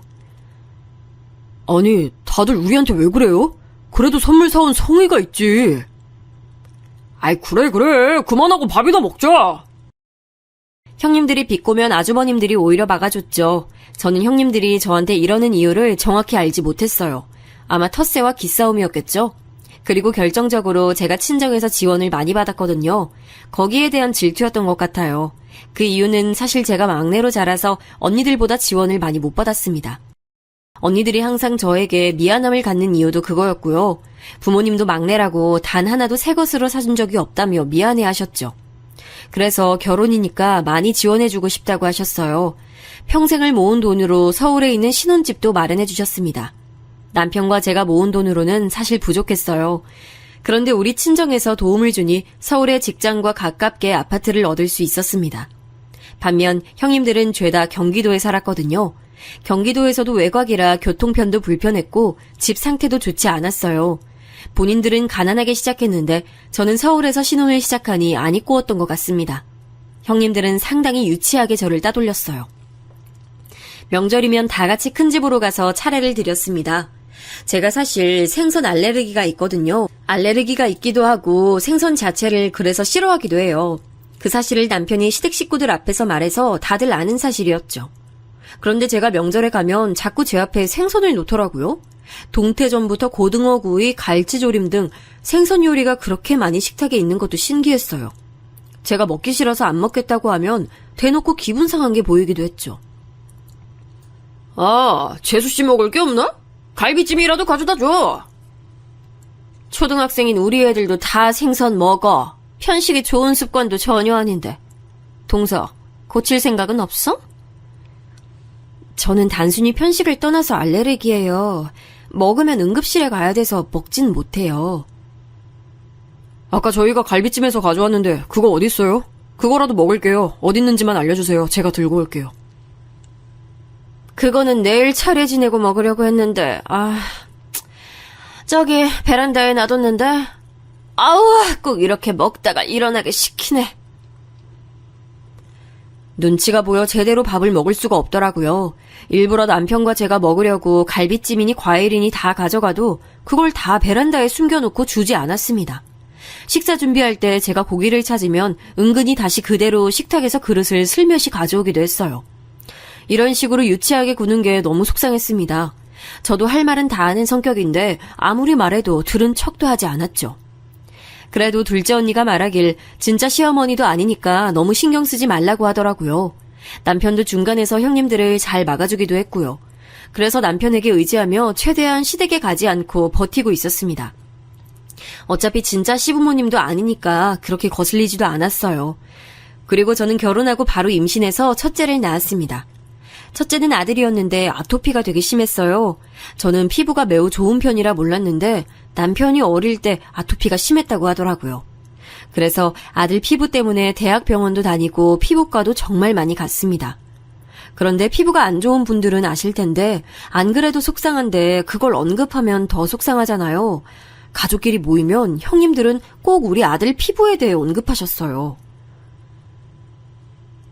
재영이 피부는 나아질 기미가 안 보이네. 병원은 다니고 있어? 네, 약도 먹고 있고 먹는 것도 관리하고 있어요. 그런데 유전이라 어쩔 수가 없나 봐요. 그거 엄마가 집에서 관리 잘해주면 좋은데 동서는 일 다니니까 아무래도 한계가 있나 보다. 속상하지만 어쩔 수 없지. 아내가 열심히 집에서도 최대한 가공식품 안 쓰고 식단 관리하고 있어요. 안 그래도 속상한데 왜 그러세요? 실제로 저는 아들 피부에 굉장히 예민했어요. 어릴 때가 유독 더 심했거든요. 아무리 연고를 발라도 나아질 기미가 보이지 않았죠. 속상한 마음에 잠든 아들 옆에서 한참을 운 적도 많아요. 그런데 시댁에 갈 때마다 저런 소리를 들으니 나중엔 모이기 며칠 전부터 머리가 아파서 약을 먹을 지경이었습니다. 이 밖에도 형님들은 우리 부부에 대해 관심이 아주 많았어요. 좋게 말해 관심이었지 오지랖이 매우 넓었습니다. 제가 그중 제일 힘들었던 게 어느 순간 모일 때 우리 집에서 모이기 시작하더라고요. 큰 집에서 줄곧 모였는데 우리 집이 서울이라는 이유로 모이기 쉽다고 명절이나 제사 때 우리 집에서 모였어요. 이번 설에도 동서네 집에서 하자. 괜찮지? 우리 집은 이제 애들이 커서 사춘기라 모이기가 좀 눈치 보여. 요즘 애들 알지? 예민해서 괜히 신경 건드리면 안 되잖아. 처음엔 그럴 수도 있다고 생각하며 우리 집에서 모임을 가졌어요. 그런데 부부들만 모이는 게 아니고 조카들도 같이 모이니 한번 우리 집에 왔다 가면 집안이 온통 쓰레기장이었습니다. 사람이 많으니 정신이 하나도 없더라고요. 그리고 무엇보다 셋째 형님의 아이들이 우리 아들하고 나이대가 되게 비슷했어요. 같이 놀면서 아들을 괴롭히고 따돌리는 것도 심했습니다. 제일 결정적으로 아토피에는 과자가 진짜 최악이에요. 그런데 시조카들은 우리 집에 올 때마다 과자를 한가득 가져왔어요. 당연히 우리 아들은 먹고 싶어 했는데 먹을 수가 없으니 울기도 많이 울었습니다. 나도 과자 먹고 싶어. 나만 못 먹어. 재영아, 저거 먹으면 재영이 피부 여기서 더 아파. 그러면 안 되잖아. 과자 먹으면 병원 더 자주 가야 돼. 그러니까 참자, 응? 아, 이거 진짜 맛있는데. 완전 맛있는데. 하나만 줄까? 하나도 먹으면 안 되나? 장서가 저기로 가서 먹어. 재영이는 과자 먹으면 안 돼. 우리 집에 올 때는 과자 금지야. 알겠지? 우리 엄마가 먹어도 된다고 했는데요? 억울해. 급기야 시조카는 눈물을 보이기도 했죠. 그 모습에 달려온 형님은 괜히 저에게 눈치를 주기도 했어요. 아니, 왜 동서는 애를 울려? 그냥 좋게 말하면 되잖아. 아니, 재영이 아토피가 우리 아들이 생기게 한 것도 아닌데. 집에 일부러 과자를 놔두지 않아서요. 아이니까 당연히 보면 먹고 싶죠. 그냥 이해를 해달라는 거였어요. 이런 식으로 사소하게 부딪히는 게 정말 많았습니다. 시어머니가 계시지 않아 시집살이는 문제는 전혀 없겠다고 생각했는데 아니었어요. 그렇게 스트레스를 받는 와중에 시아버지가 병상에 계시다 돌아가셨어요. 워낙 병원에 오래 계시기도 하셨고 지병이 있으셔서 예상한 죽음이었습니다. 그렇게 갑작스러운 소식은 아니었어요. 저는 시아버지와 유대감이 딱히 없어서 슬픈 마음이 크진 않았습니다. 제가 냉정한 게 아니고 진짜 저는 시아버지가 말씀하시는 것도 제대로 들은 적이 없어요. 당연히 남편 아빠고 어른이 돌아가신 거니까 속상하고 슬픈 마음은 있었죠.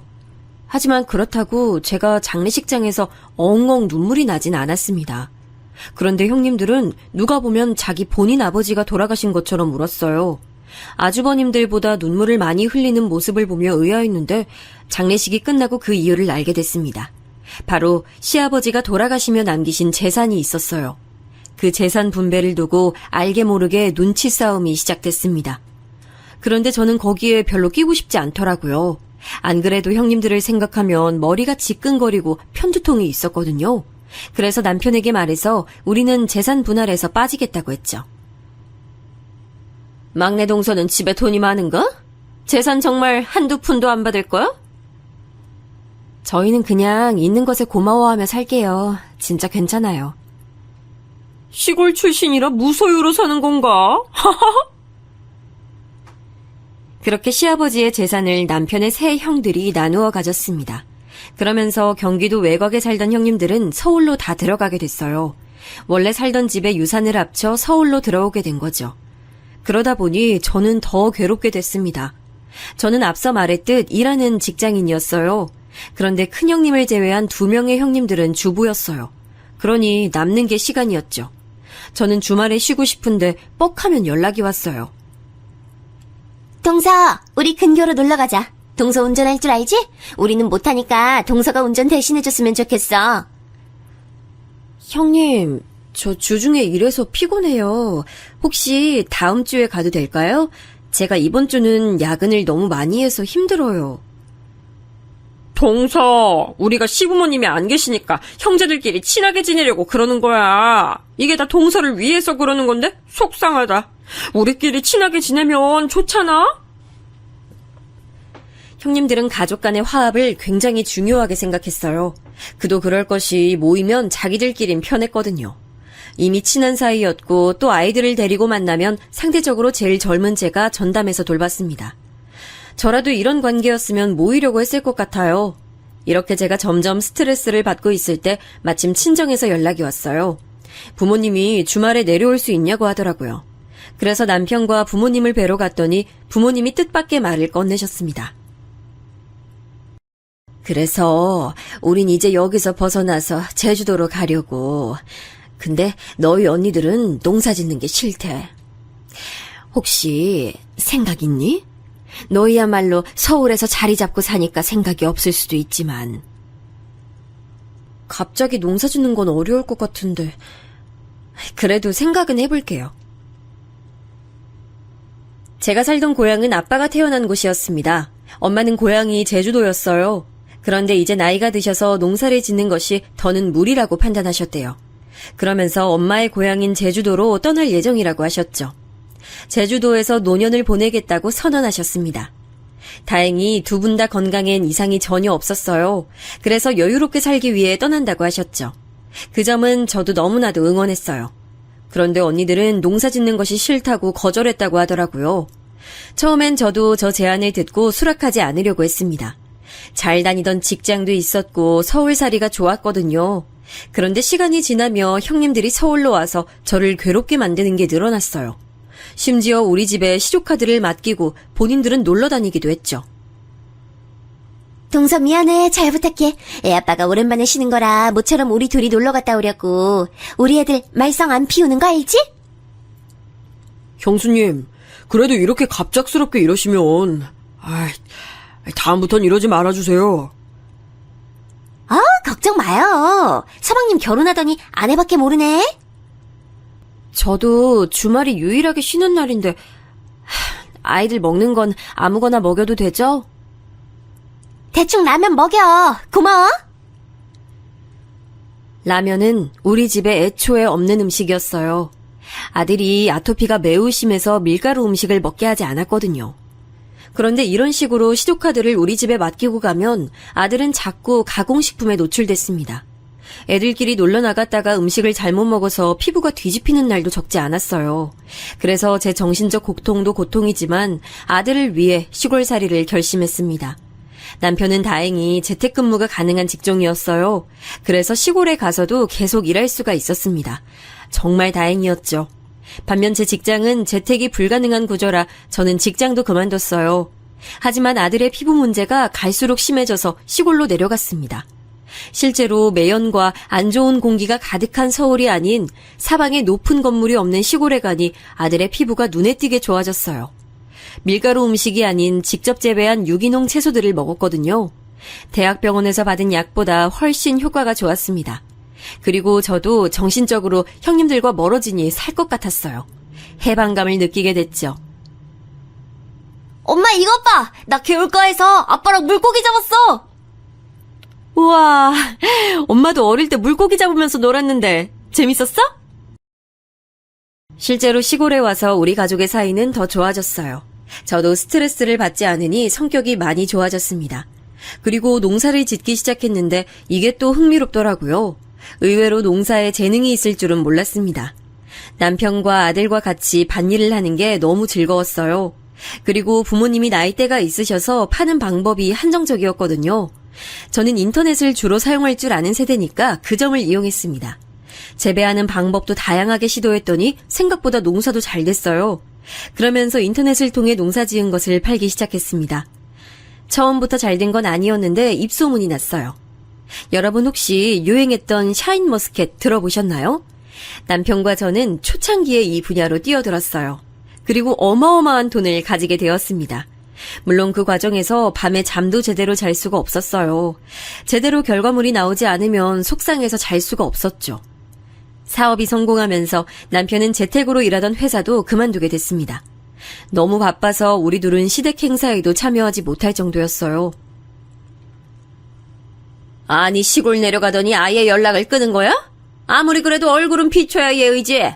곧 아버님 제사니까 올라와. 알겠어? 동서, 그러는 거 아니야. 사람이 도리라는 게 있는 거야. 시부모님이 안 계셔도 사람이 기본적인 예의는 있어야지. 아닌 건 아닌 거야. 아, 네. 저희가 너무 바빠서 어쩔 수가 없었어요. 얼굴 비출게요. 실제로 저와 남편은 2년 동안 시댁 식구들의 얼굴을 보지 않았거든요. 시간이 지나며 저도 악감정이 사그라들어서 오랜만에 서울로 가게 됐습니다. 가면서 샤인머스켓 박스를 챙겨가서 선물도 드렸죠. 아, 이거 농사 짓는 거야? 시골살인 좀 어때? 거기 주변에 아무것도 없잖아. 너희 말고 다른 사람이 살긴 하지?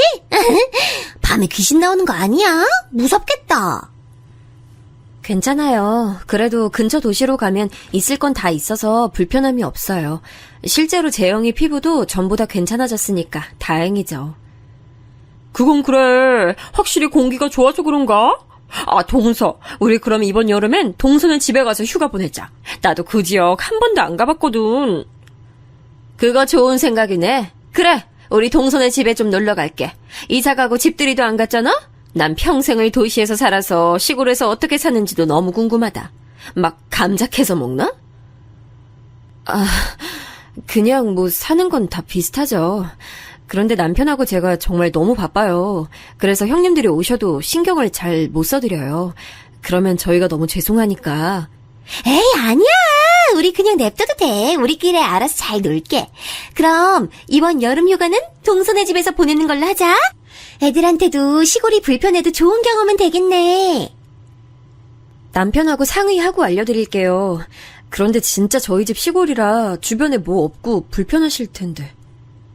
아깐 괜찮다며. 아, 그러지 말고 좀 놀러 가자. 그런데 불편할 수도 있으니까 우리가 많이 챙겨가야겠네. 동서야 뭐 시골 출신이니까 괜찮겠지만 우린 아니잖아. 주변에 뭐 약국은 있나? 일단 저는 알겠다고 대답은 했습니다.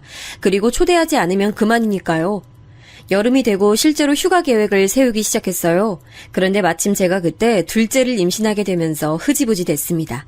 아직 세상에 나오지도 않은 둘째에게 얼마나 고마웠는지 몰라요. 몸조리를 핑계로 시댁 식구들을 부르지 않았죠. 제가 서울에서 형님들에게 너무 많이 당해서 일부러 피하고 싶었는데 그 명분이 생겨 좋았습니다. 그리고 남편과 제가 하는 농사는 날이 갈수록 잘 됐어요. 그래서 직원도 뽑아서 일하게 됐습니다. 그런데 아무리 돈이 많아도 집을 더 화려하게 짓거나 하진 않았어요. 그 집은 제가 예전에 살던 집이라 추억이 많기도 했고 또 누구한테 보이는 삶이 아닌 우리 가족이 만족하는 집이라 그 상태로도 좋았습니다. 그리고 저는 원래 물욕이 없는 사람이라 명품이나 다른 것에도 진짜 관심이 전혀 없었어요. 돈은 당연히 많을수록 좋지만 그렇다고 그걸 저를 치장하는 것에 투자하고 싶은 마음은 없었습니다. 그런데 저와 달리 남편은 경우가 달랐어요. 남편은 다른 건 진짜 괜찮았는데 유독 차에 관심이 많았습니다. 남자들은 이런 경우가 많죠? 여보, 또 슈퍼카 사진 보고 있어? 그러면 하나 사. 당신 그렇게 가지고 싶어 했던 거잖아. 이거 진짜 비싸. 아유, 5억이나 하는 거라 탁 사기엔 부담스러워. 당신 나 따라서 시골 와서 고생 많이 했잖아. 우리가 돈을 못 버는 것도 아닌데 왜 그래? 괜찮으니까 그냥 사자. 예전부터 사고 싶어 했잖아.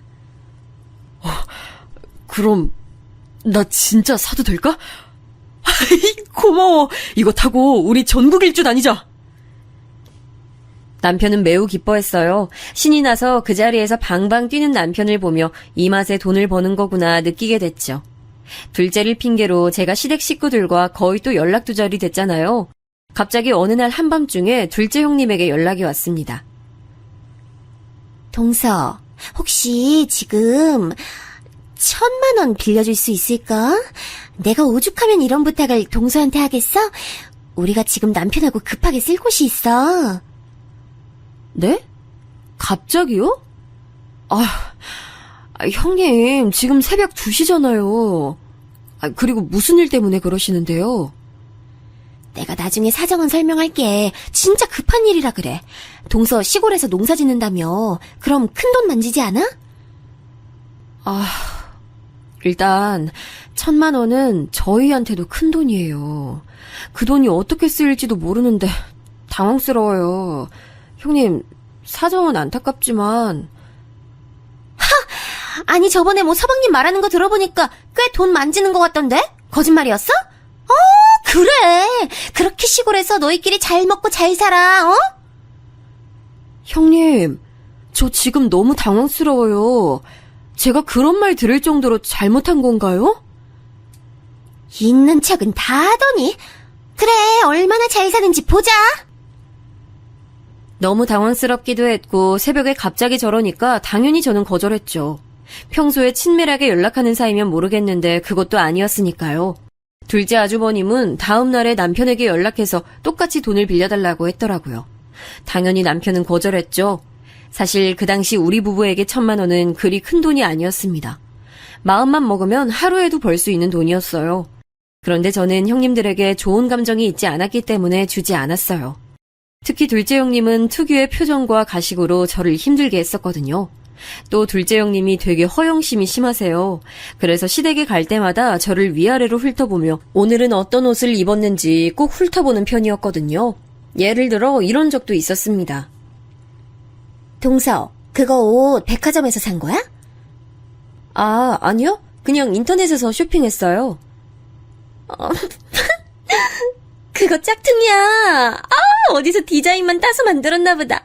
그거 백화점에서 파는 명품 디자인이거든. 난 동서가 알고 입은 줄 알았네. 내가 알려줘서 다행이다. 어디 가서 그런 거 입으면 무시당할 수도 있잖아. 제가 명품엔 관심이 없어서요. 어쨌든 알려주셔서 감사해요. 관심이 없는 거랑 그건 다른 문제 같은데. 뭐 어쨌든 동서는 내가 있어서 다행이다. 알려주는 사람이 있어야 나중에 어디 가서 변명이라도 하지. 이런 식으로 명품에 관심이 많았어요. 그런데 제가 알기로 둘째 아주버님이 돈을 잘 버시는 편은 아니었거든요. 그래서 의아했었는데 갑자기 돈을 빌려달라니까 빌려주기가 당연히 싫었죠. 남편에게 넌지시 물어봤더니 어디서 사채를 쓴 것 같다고 말하더라고요. 평소에 하는 걸 보면 딱히 놀랄 만한 소식은 아니었어요. 돈이라는 게 한 번이 두 번이 되는 경우가 많잖아요. 그리고 가족끼리라도 돈 거래는 하는 게 아니라는 말을 듣기도 했고요.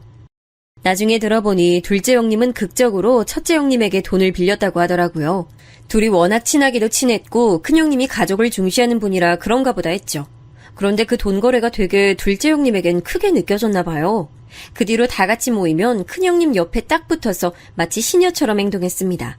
원래도 형님들끼리 더 친했던 건 사실인데 이 사건 이후론 그들끼리 더 가까워졌죠. 어차피 저야 서울에서 벗어났고 거기 끼고 싶지 않아 상관은 없었는데 문제는 그 다음에 일어났어요.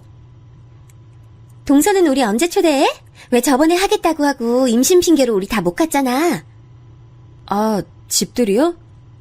그러네. 우리도 시골 불편함 감수하겠다니까? 초대 한번 해줘. 난 동서 진짜 어떻게 사는지가 너무 궁금해. 제발 한 번이라도 보게 해줘. 우리 고향으로 놀러 오겠다는 얘기가 다시 나왔습니다. 저번엔 둘째 임신을 핑계로 거절했는데 이번엔 거절할 명분이 전혀 없었어요. 그리고 실제로 이사 오고 한 번도 집들이를 따로 하지 않아서 저와 남편은 이번에 처음이자 마지막으로 초대하자고 했죠. 둘째 형님이 특히 꼭 어떻게든 방문하겠다는 의지가 뚜렷했어요. 그리고 약속날이 다가오자 저는 나름 그래도 시댁 식구들이고 손님이잖아요. 그래서 며칠 전부터 남편하고 얼마나 준비했는지 몰라요. 음식도 음식이지만 다들 자고 가기로 했거든요. 그래서 옆 지역까지 가서 이불도 몇 개 사고 마당도 쓸었습니다. 아이들이 오면 놀라고 튜브도 준비하고 만반의 준비를 했어요. 마당에서 밤에 모닥불에 고구마와 감자를 구워 먹으려고 그것도 준비했고요. 남편이 처음에 우리 집에 인사 왔을 때 마당에서 키우던 오리를 잡았다고 했잖아요. 그게 생각이 나서 이번에도 시댁 식구들이니 오리를 잡을까도 생각했습니다. 첫째 언니는 다른 지역으로 이사 갔고 둘째 언니는 고향에 남아 있었거든요.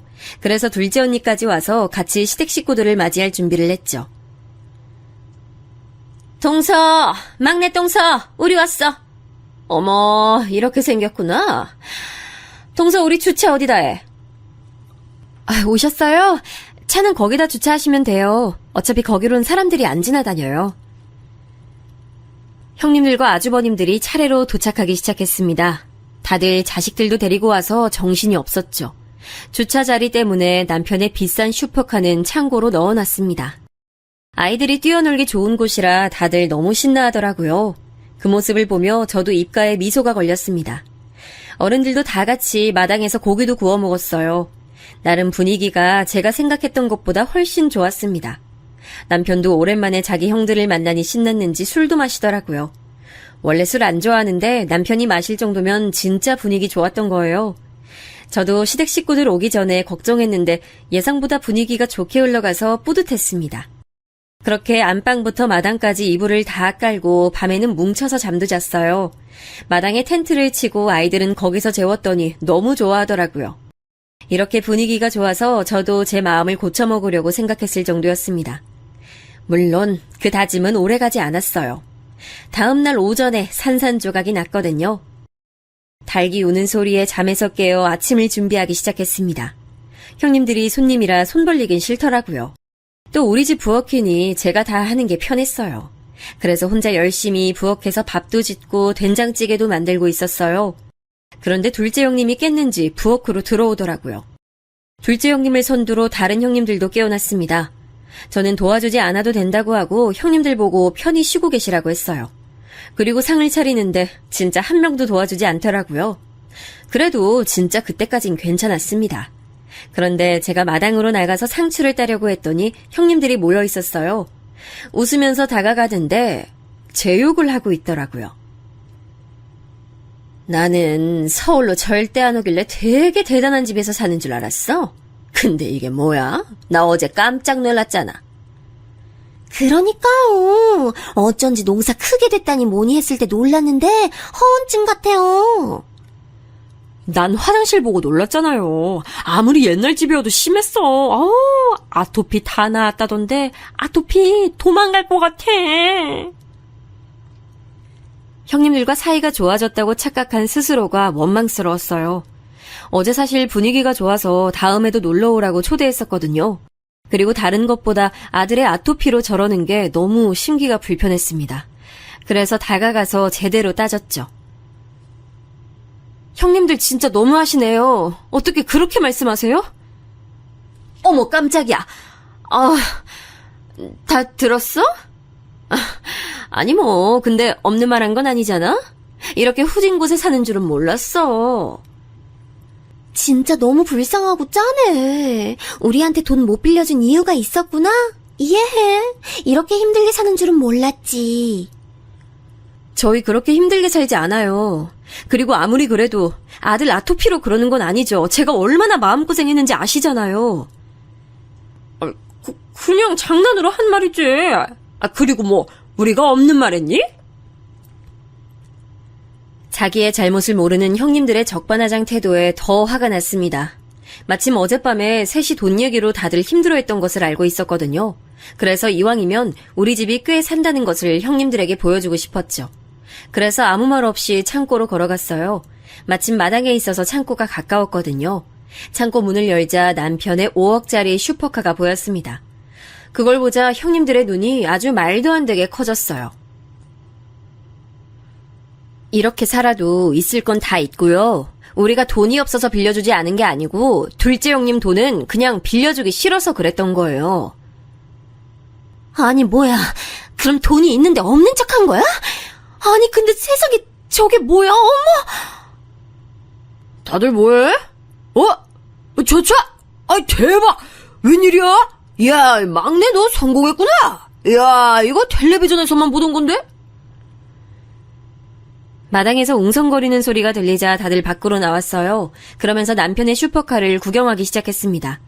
둘째 아주버님은 차를 보더니 남편에게 은근히 돈을 빌려달라고 하더라고요. 당연히 남편은 거절했죠. 형님들은 온몸을 부들부들 떨며 저를 쳐다봤습니다. 얼마나 통쾌했는지 몰라요. 쓸데없는 허영심에 가득 차서 명품이니 뭐니 관심 가지는 것보다 이렇게 하나 큰 걸 가지는 게 더 좋더라고요. 다 우리가 고생해서 번 돈으로 산 거예요. 누구처럼 대출받아서 겨우 갚아나가는 삶이 아니고요. 저 말을 마지막으로 했더니 둘째 형님은 온몸이 새빨개진 채로 저를 노려봤습니다. 하나도 무섭지 않고 우스웠어요. 아주 통쾌해서 전날은 두 다리 잘 뻗고 잠이 들었죠. 그 뒤로는 형님들은 창피한지 연락도 오지 않았고 남편에게 아주버님들이 주기적으로 돈을 빌려달라는 연락이 오고 있어요. 당연히 남편은 거절하고 있고요. 그렇게 저를 무시하더니 이제는 명절에 형님들을 봐도 오히려 제 눈을 피하더라고요. 가볍게 무시하고 아주 행복하게 남편과 시골에서 두 남매를 키우고 있습니다. 여기까지가 제 사연이에요. 저는 저날이 제 인생에서 가장 통쾌한 날이었는데 여러분도 재밌게 들으셨으면 좋겠네요.